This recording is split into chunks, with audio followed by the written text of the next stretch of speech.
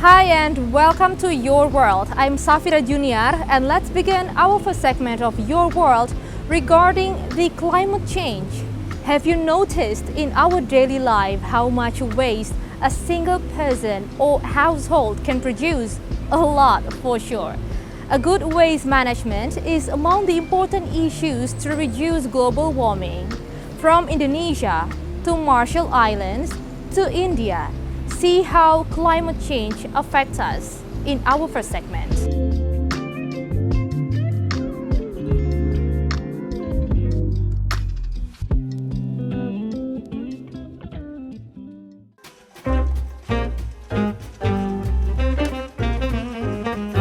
The International Music Festival, Java Jazz 2023, which was held for 3 days in Jakarta last weekend, have generated over 9,000 kilograms or 9 tons of waste.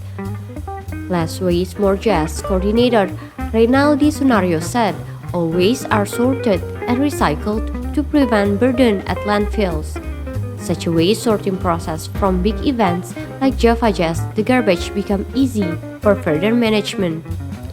For example, the waste will delivered to garbage recycling facilities, which could create the opportunity to become a circular economy. Reynaldi said there were 50 bins installed at various points of during the Java Jazz Festival 2023. Data from Last Waste More campaign movement show the total garbage of the event reached 2.2 tons on the first day, 3.3 tons on the second day, and the third day reached 2.98 tons.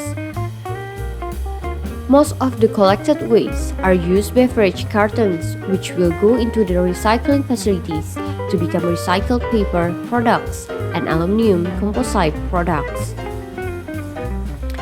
A member of Less Waste team from the Jakarta Environment Agency, Rahmat, said the waste sorting process this year is getting better because there are more trash bins distributed.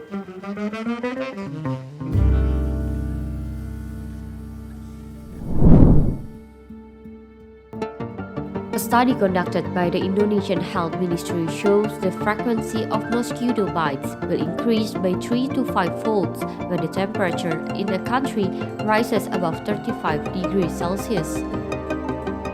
With the drought brought on by El Niño, there are concerns that the water containers would not be replaced, thereby turning into breeding grounds for the Aedes aegypti mosquitoes, which cause dengue fever.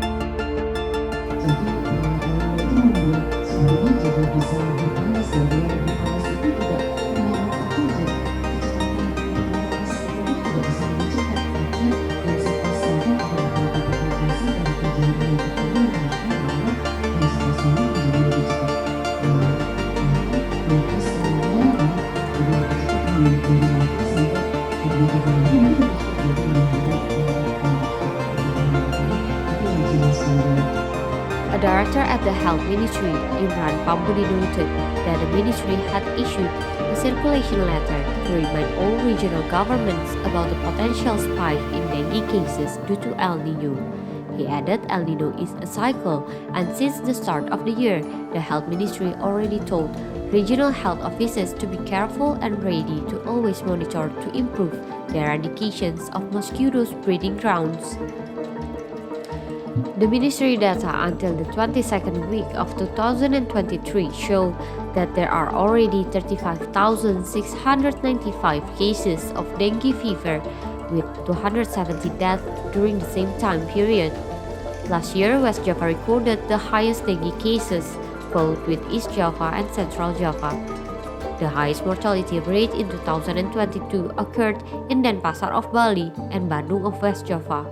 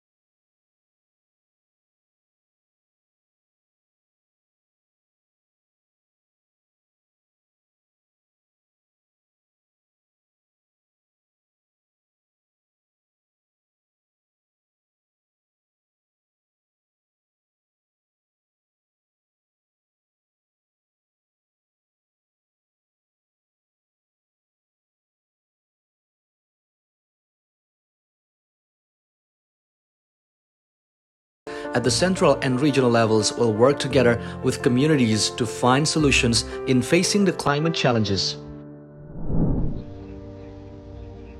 Extreme drought, monsoon, rains, and cyclones. India is one of the countries most affected by climate change. Between 2016 and 2021, 36 million hectares of agricultural land have been destroyed by natural disasters. Behind these figures lies the distress of Indian farmers, who can lose an entire harvest in a single day. In India, the agricultural sector represents 18% of the GDP but employs 48% of the working populations. On average, a farmer owns less than 2 hectares of land, does monoculture, and lives below the poverty line. However, in recent years, citizen initiatives seem to be bearing fruit.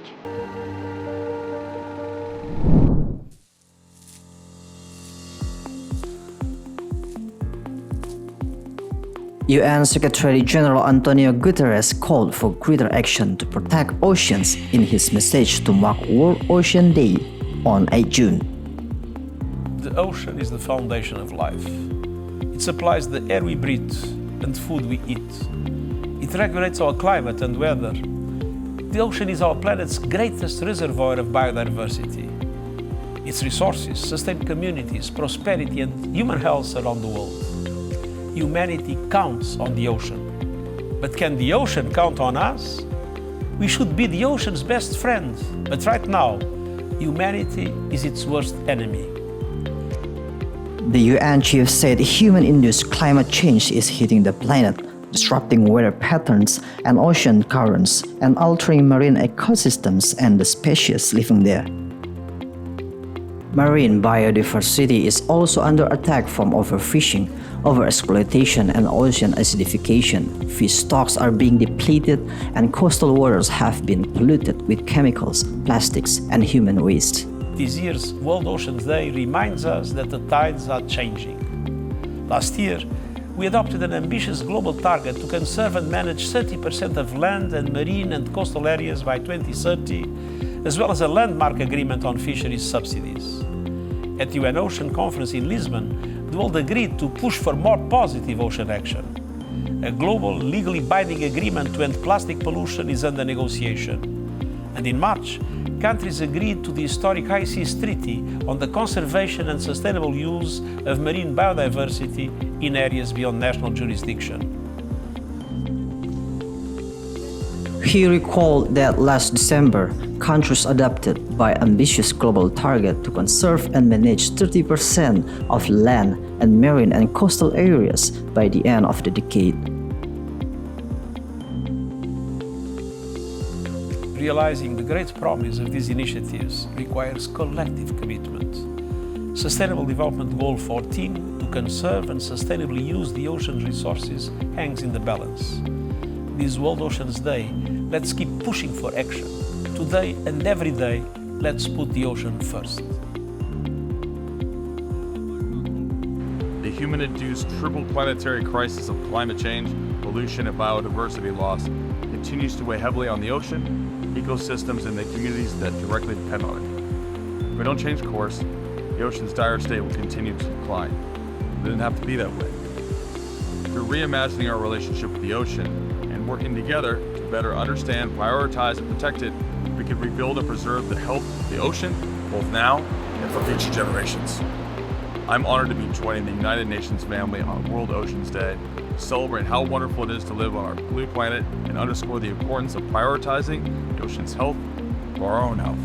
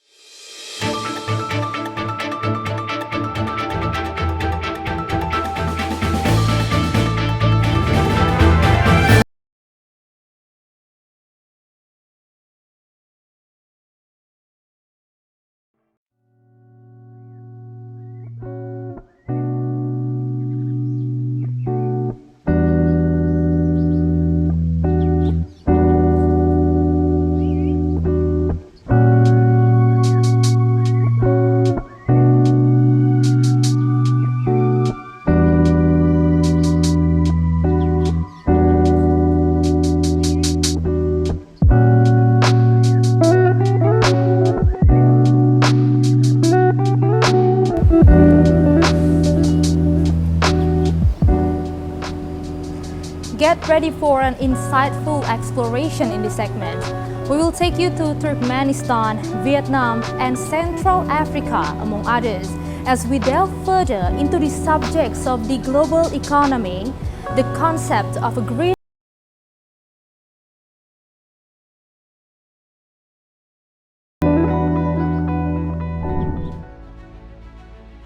According to the World Bank's latest Global Economic Prospect Report, global growth has slowed sharply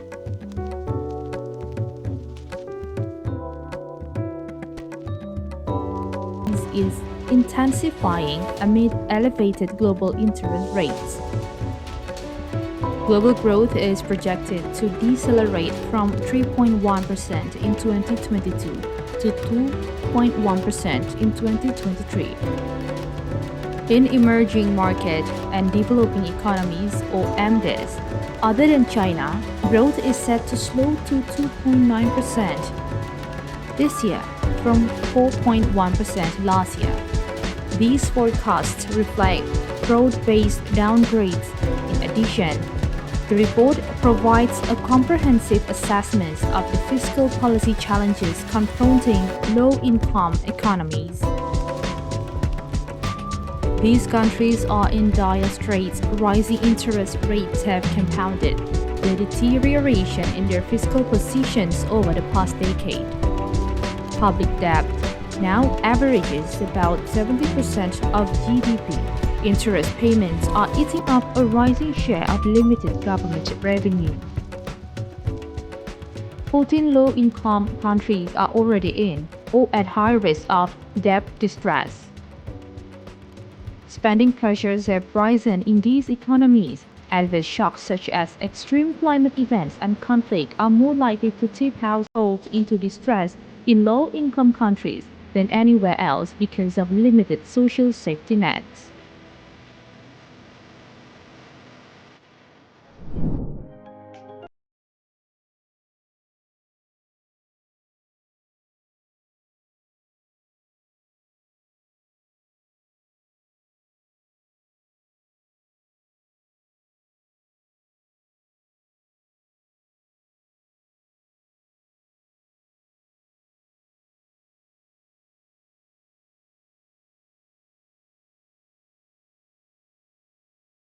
Achieve the Sustainable Development Goals or SDGs for the 2030 Agenda, speaking at an international seminar, Leveraging Performance Audit Impact Towards Green Economy in Jakarta, Chairman of Supreme Audit Agency, Ismayatun said, the Supreme Audit Institution has an important role to ensure the progress and achievements of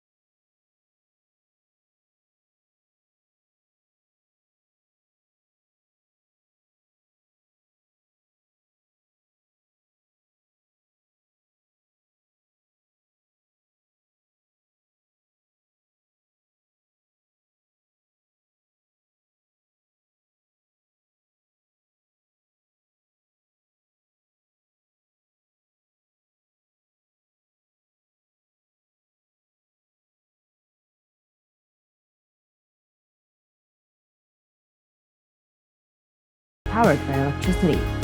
The fleet of the new city also includes electric taxis. The city of Arkadak is increasingly strengthening its position as a smart city.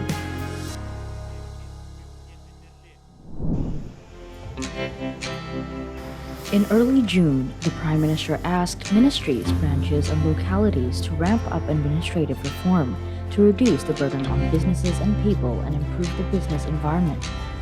The Public Administration Service Center of Pakchang Province's one-door department has undergone impressive changes in recent times, as evaluated by the business community. The center's facility has been upgraded, Officers are carefully selected and procedure processing time is 30% faster than the general requirement. The province's unofficial fees and the Provincial Competitiveness Index of recent years have declined. Petty corruption cases have also been reduced. However, there are still procedures that have long processing times, such as the approval and adjustment of investment policies. Delays may potentially be caused by the overlapping of regulations and planning. To create the most favorable conditions for businesses and investors, the province is asking the Prime Minister and ministries to allow local authorities to regulate and adjust the planning activities of the province at the earliest possible time. Many other localities are also facing the same problems. As such, efforts to improve institutions are a top priority in the quest to strengthen the business investment environment.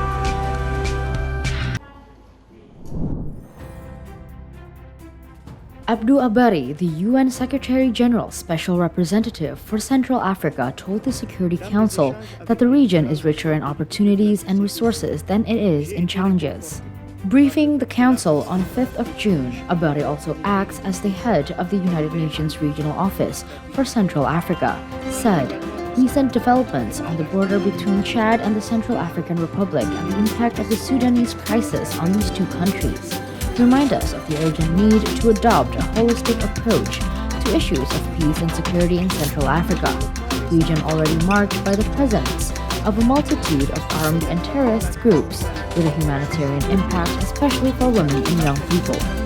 Abari also underlined that the coming months will mark an important turning point for Central Africa, where crucial political and electoral processes must take place by the end of the year. The president of the Commission of the Economic Community of Central African States, Gilberto da Piedade Ferissimo, also briefed the council, noting that at the time of the meeting, the security situation in the majority of ECA's member states shows signs of hope and therefore of encouragement. Ferissimo added, although these countries are not spared by various security threats, they nevertheless manage to control them and thus prevent them from contributing to the development of national hotbeds of insecurity likely to have a negative impact on the stability of the entire sub-region. The president also said that despite these rather positive signs, it must be recognized that Central Africa is simultaneously facing major security challenges, the nature and extent of which vary from country to country, highlighting the persistent activism of armed groups, secessionist factions and terrorism movements, the presence of cross-border combatants.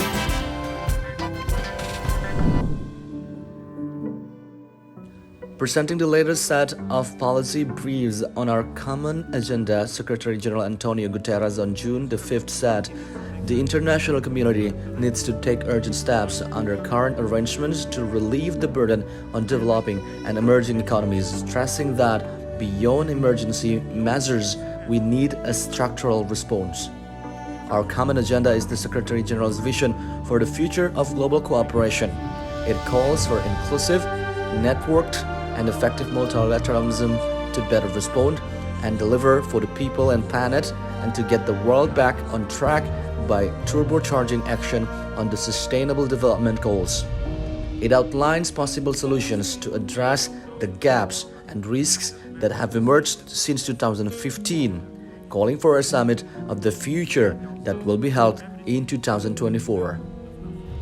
The policy brief to reform of the international finance architecture will set out ambitious, concrete proposals in 6 areas to address historic injustices and systematic bias.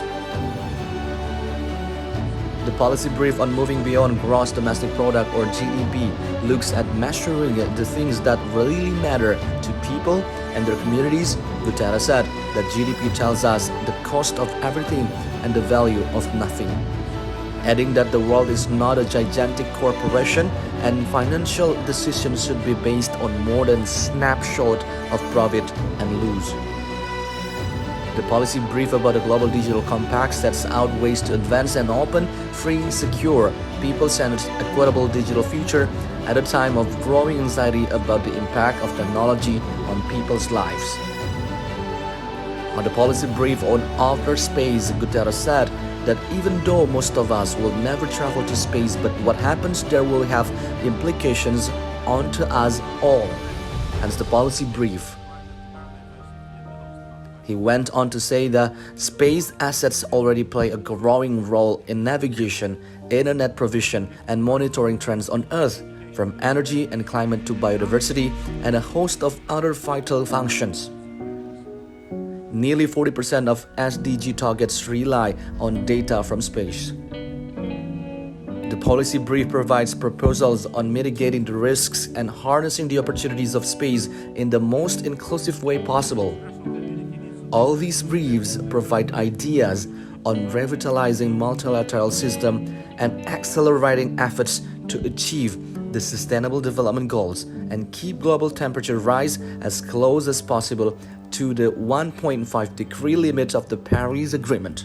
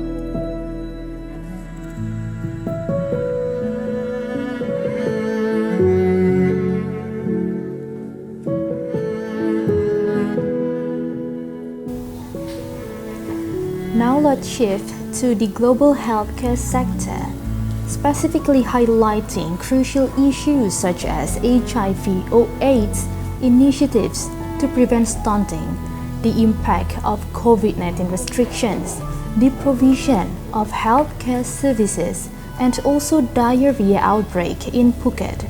Here is our last segment.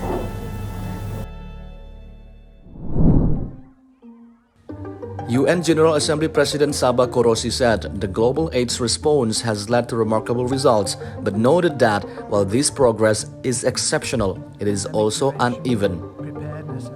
In his opening remarks, Korosi said that pandemic prevention, preparedness and response, whether in addressing AIDS or COVID-19, is a cornerstone of the 2030 agenda. The General Assembly President said a diagnosis that was once a death sentence has, through both science and solidarity, been transformed into a manageable chronic health condition, but noted that the most significant improvements on all fronts of this pandemic happen in countries that choose to invest in their HIV and AIDS responses, and HIV treatment and educational material is readily and freely available. In others, he said, not only is it difficult to acquire, it also remains a serious taboo. Stunting is still a widespread problem in many countries, including in Indonesia. Data from the Indonesian Nutritional Status Study at the Ministry of Health show the prevalence of stunting rates in Indonesia in 2022 reached 21.6% among children under 5 years old. The figure hints that almost 1 in 3 children under 5 is suffering from stunting, which indicates a significant level of malnutrition. Deputy for Training, Research and Development of the National Population and Family Planning Board, Rizal Martuada Manik, said the government has set various intervention measures to reduce stunting among children, including providing nutritious food for mothers and babies, as well as clean water and sanitation facilities. The National Population and Family Planning Board is committed to providing empowerment assistance for contraceptive users, which in turn is expected to improve family welfare and nutritional conditions. Rizal said stunting prevention programs are also in line with the Indonesian government's mission to achieve the 2045 Golden Indonesia vision at the country's independence centenary. President Joko Widodo has urged his aides to accelerate the program to eradicate stunting through collective action from various stakeholders, starting from the national level to the family. The president targets to cut stunting rate to 14% by 2024.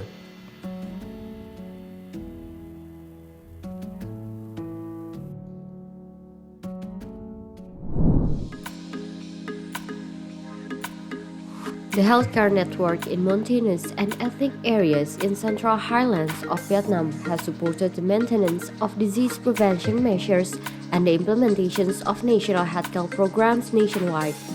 The Central Highland Province have upgraded many healthcare facilities with modern equipment. The professionalism of the medical staff has also been enhanced. With a health insurance card, people can get free medical examinations and medicines. As a result, there have been many local people who have been coming for medical check-up recently.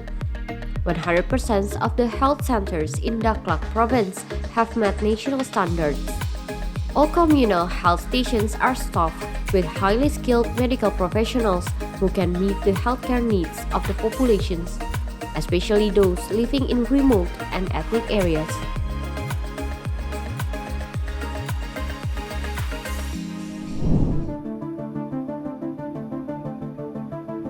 According to Dr. Kusak Kukiatikon, the provincial health chief, diarrhea is spreading in Phuket, with an average about 150 cases being treated at the state and the private hospitals per day, and the outbreak is expected to persist for 1 till 2 months. He said that the condition is spreading in all age groups, but mostly among students. Patients are complaining of abdominal pain in watery stools and vomiting, with some also having a fever. Dr. Kusak suspects that the patients have consumed unhygienic foods, drinking water or ice contaminated with the noro or rotavirus or E. coli bacteria.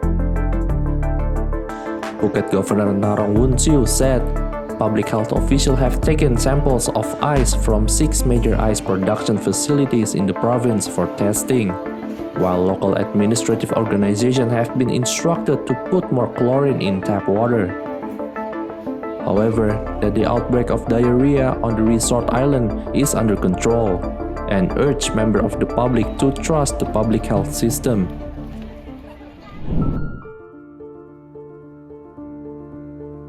The Director of Inisiatif Perubahan Akses Menuju Sehat or IPAS Indonesia, a local foundation, says community participation is needed to control and to voice out concerns over violence against women and children to be included in the health draft bill.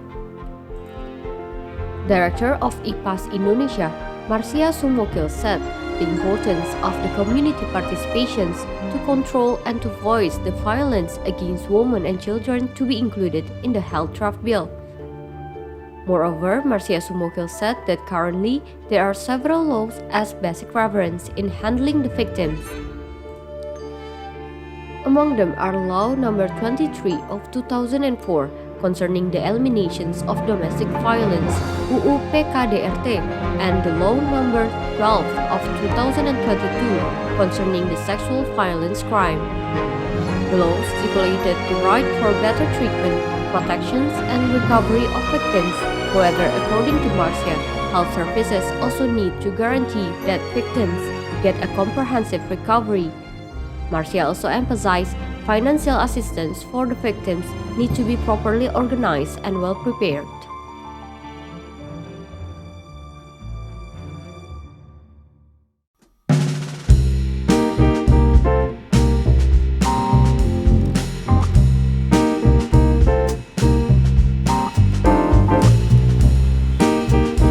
We hope you enjoyed this week's episode of Your World. I'm Safira Junior. Thanks for watching.